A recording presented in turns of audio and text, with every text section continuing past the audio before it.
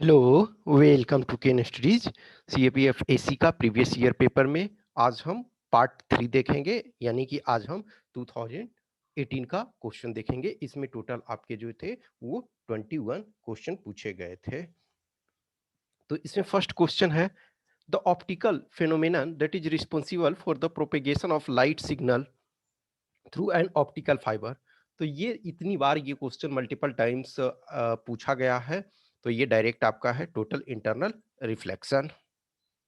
Next आपका है, which of the following statements about optical microscope is are correct. तो optical microscope के बारे में कह रहा है कि both the I piece and the objective lens, ओ ठीक है, objective of microscope are convex lenses. यानी यहाँ both the I piece and objective, ये यानी कि लेंसेस हैं, ठीक है। ऑब्जेक्टिव आई पीस लेंस और objective lens are convex lenses, तो ये स्टेटमेंट सही है। Next, the magnification of microscope increases with increase in focal length of the objective. तो ये स्टेटमेंट आपका गलत है। मैग्निफिकेशन जो है वो आपका इंक्रीज नहीं करेगा, यदि हम फोकल लेंथ ऑब्जेक्टिव का इंक्रीज करेंगे तो वो डिक्रीज करेगा, यानी कि इनवर्स रिलेशनशिप है।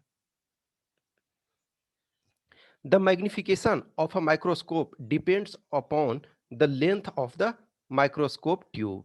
Yes, ये जो आपका है माइक्रोस्कोप ट्यूब के लेंथ पर डिपेंड करता है, तो ये स्टेटमेंट जो आपका है ये सही है।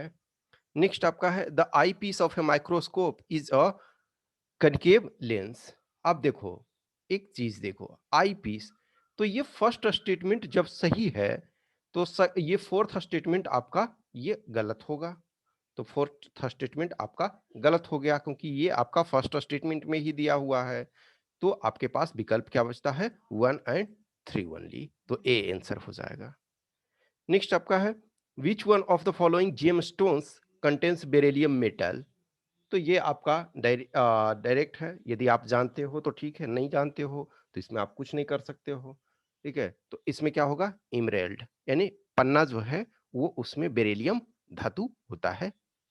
नेक्स्ट आपका, lowering the atmospheric pressure on a liquid. देखो ये क्वेश्चन जो होता है प्रैक्टिकल आपका, कि पहाड़ों पर खाना बनाना मुश्किल क्यों होता है।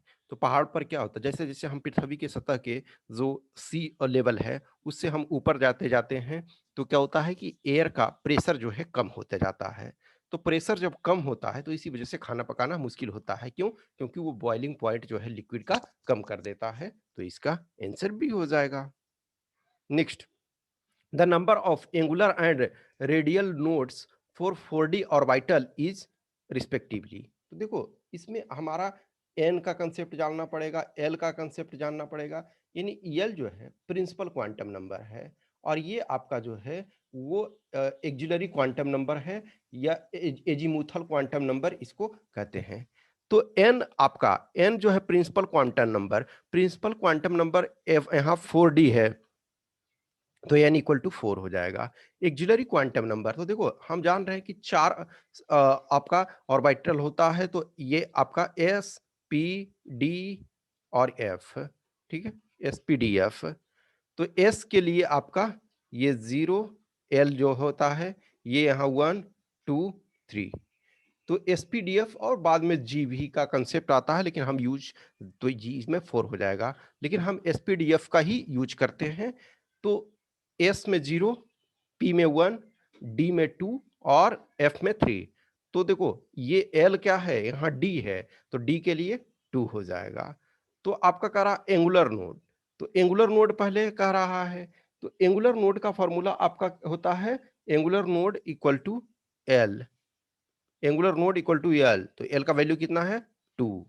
तो एल का वैल्यू आपके पास 2 है, तो सिर्फ एक ही ऑप्शन में ऐसा दिया हुआ है। अब हम देखो जो आपका रेडियल नोड्स है, रेडियल नोड, तो रेडियल नोड का फॉर्मूला होता है एन माइनस एल माइनस 1। तो एन यहाँ क्या है 4, माइनस एल 2 माइनस 1, तो 4 माइनस 2 माइनस 1 इक्वल टू 1। तो हाउएवर यदि हम ये जानते हैं तो एक ही से बन जाता, क्योंकि एक ही ऐसा ऑप्शन है, ठीक है। तो इसका आंसर आपका ए हो जाएगा।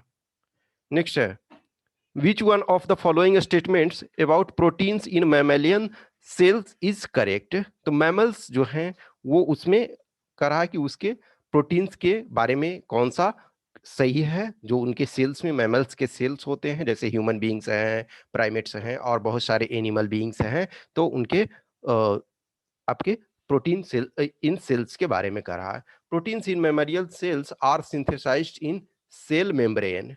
तो सेल मेम्ब्रेन जो होता है, वो मेम्ब्रेन का मतलब सेल का जो कोशिका झिल्ली है, तो कोशिका झिल्ली में ये आपका सिंथेसाइज नहीं होता है, तो फर्स्ट स्टेटमेंट आपका गलत हो गया। नेक्स्ट है, proteins in mammalian cells are not synthesised in cell membrane but directly absorbed from food. No, absorb from directly food नहीं, वो फूड से हम लेते हैं उसके बाद सिंथेसाइज्ड किया जाता है। तो ये तो डायरेक्ट आप एब्जॉर्ब फूड से नहीं करते हो, यदि ये डायरेक्ट एब्जॉर्ब फूड से हो जाता तो बहुत सारी समस्याओं का समाधान आसानी से हो जाता, लेकिन आपका जो क्या है, सेल्स को वो सिंथेसाइज करना पड़ता है। नेक्स्ट है, proteins in mammalian cells are synthesised in rough endoplasmic reticulum. Yes, ये आपका स्टेटमेंट सही है, तो सी इसका आंसर हो जाएगा। नेक्स्ट है, protein in mammalian cells are synthesised in Golgi apparatus. No. अब ये देखो, ये सब है कि डायरेक्ट आपको एनसीईआरटी में ऐसा डायरेक्ट आपको मिल जाएगा।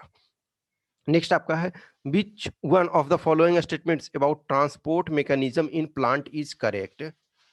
तो diffusion of ions and small molecules across cell membranes require energy. अब देखो फिलहाल हम देखते हैं कि इसमें मान के चलो हम कंफ्यूज्ड हैं, लेकिन ये देखो, active transport of ions and small molecules across cells membranes against concentration gradients require energy. देखो, डिफ्यूजन है तो वो डिफ्यूजन एक स्वतः मैकेनिज्म हो रहा है, उसके थ्रू ट्रांसपोर्ट हो रहा है, तो हमको उसमें एनर्जी की जरूरत नहीं होगी। लेकिन हम कंफ्यूज यदि रहते, यहाँ कुछ और ऑप्शन रहता, लेकिन यहाँ देखो, एक्टिव ट्रांसपोर्ट, तो एक्टिव ट्रांसपोर्ट जब हम करवाते हैं तो उसमें एनर्जी की जरूरत होती है, तो इसका आंसर बी हो जाएगा।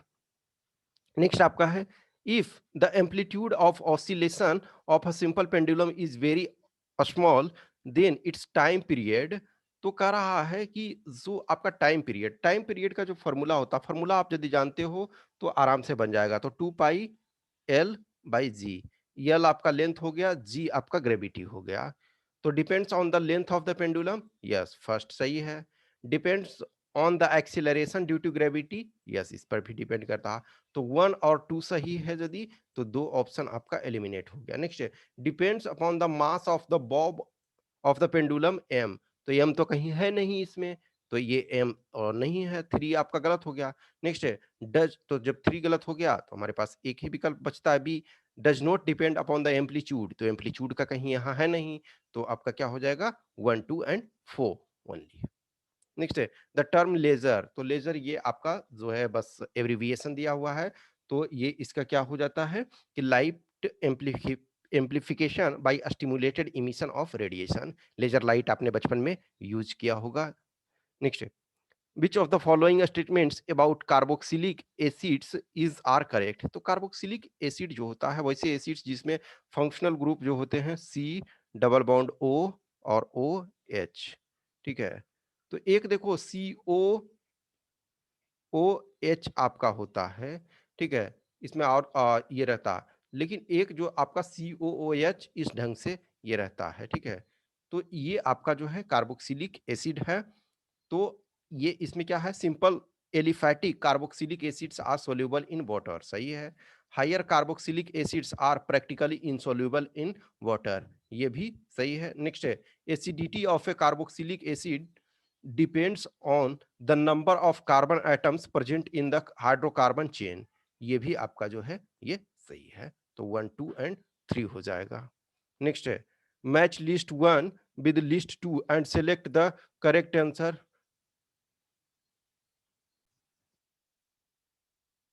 Hello. So match list 1 with list 2 and select the correct answer using the code given below the list. List 1 compound और list 2 type of polymer, ठीक है।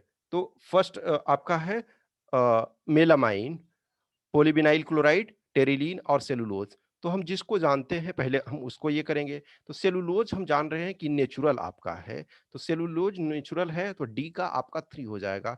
तो डी का 3 आपके 2 में है, तो ये 2 आपका कैंसिल हो जाएगा। उसके बाद आप देखोगे टेरिलीन, तो टेरिलीन जो आपका है कंडेंसेशन पॉलीमर है, ठीक है? तो टेरिलीन जब आपका कंडेंसेशन पॉलीमर है, तो ये आपका क्या हो गया? सी का 2, तो ये आपका स्टेटमेंट सही है। मेलामाइन, मेलामाइन आपका क्या होगा? वो आपका क्रॉस लिंक्ड है, मान के चलो हम नहीं जानते हैं, फिर भी पॉलीविनाइल क्लोराइड ये आपका लीनियर। तो जिसको आप जानते हो उससे करो तो इसमें हो जाएगा, तो इसका आपका बी हो जाएगा। Next, which one of the following process is, okay, process ये कर दो, is not a part of long wave radiation.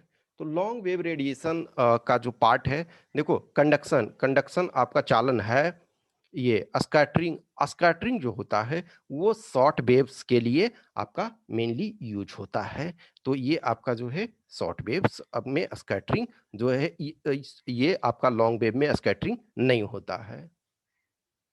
Next है, which one of the following statements about blood elements is correct? तो red blood cells number is same as that of white blood cells and platelets, नहीं। देखो, जो white blood sales सबसे कम होते हैं और red blood sales आपके सबसे ज्यादा होते हैं। तो red blood cells number is same, no, white blood cells का बहुत कम होता है। The number of white blood cells is more, no, obviously. The number of red blood cells is the highest, ये आपका सही हो जाएगा। नेक्स्ट है, the number of red blood cells is lower, no, red blood cells highest होता है। Next, which one of the following statements regarding muscle contraction and relaxation is correct? तो जो आपका मसल होता है, तो मसल क्या होता है? कॉन्ट्रैक्ट, एक्सपैंड, आपका रिलैक्स होता है और कॉन्ट्रैक्ट होता है। एक्सरसाइज वगैरह आप करोगे तो इस चीज को प्रॉपर तरीका से फील करोगे, या फिर बहुत बार आप रनिंग वगैरह करोगे तो ये बहुत सारी चीजों को फील करोगे। तो ये किसके कारण होता है? It it involves release of Ca++ यानी calcium plus plus from sarcoplasmic reticulum and pumping calcium plus plus back in sarcoplasmic reticulum, ठीक है? तो इसका सी हो जाएगा। नेक्स्ट आपका है, which one of the following statements regarding digestion is correct? तो डाइजेशन के संबंध में कौन सा सही है? तो डाइजेशन में आप देखोगे ये भी आपका डायरेक्ट आपका है, इसके पहले वाला भी क्वेश्चंस देखोगे कि डायरेक्ट, तो ये सब बहुत सारा जो है आपको डायरेक्ट मिलेगा। तो क्या होता है कि जो डाइजेशन में मेनली क्या होता है, fat of food is digested by lipase. Next आपका है, which one of the following statement is correct? In photosynthesis by green plants, carbon dioxide is used for making carbohydrate। ये हम देखते हैं, ये सही है, तो यही स्टेटमेंट सही है। नेक्स्ट है, during photosynthesis plants use oxygen, नहीं, ऑक्सीजन तो वो रिलीज करते हैं। Carbohydrate generated by plants comes from soil, नहीं, ये आपका जो जनरेशन होता है, ठीक है। नेक्स्ट, जो आपका मीन्स पत्ती के में किया जाता है, सनलाइट, कार्बन डाइऑक्साइड और बहुत सारे मिनरल्स वगैरह, वाटर वगैरह ये लेकर के।